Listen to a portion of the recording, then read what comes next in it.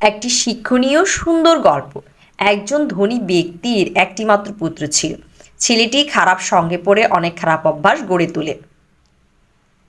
লোকটি তার ছেলের অভ্যাস নিয়ে অনেক চিন্তিত ছিল। তিনি তার অভ্যাস সংশোধন করার জন্য যথাসাধ্য চেষ্টা করতে চাইলেন, কিন্তু সফল হতে পারলেন না।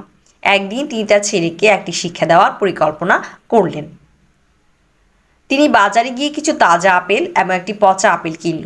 বাড়িতে এসে ছেলেকে ডাকলেন এবং সবগুলো আপেল তার ছেলেকে আলমারিতে রাখতে বললেন।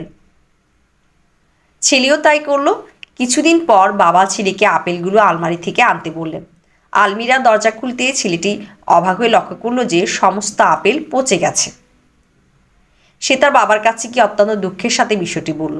তখন তার বাবা তাকে বলল, সে কি লক্ষ্য করেছে একটি পচা আপেল কিভাবে বাকি সব নষ্ট করে দিয়েছে। একইভাবে একজন খারাপ সঙ্গী অন্য সবাইকে নষ্ট করতে পারে। বাবার পরামর্শ কাঙ্ক্ষিত পাওয়া ফেললো। ছেলেটা খারাপ সঙ্গ ছেড়ে আবার ভালো হয়ে গেল। গল্পের নৈতিক: খারাপ সঙ্গের চেয়ে একা থাকা ভালো।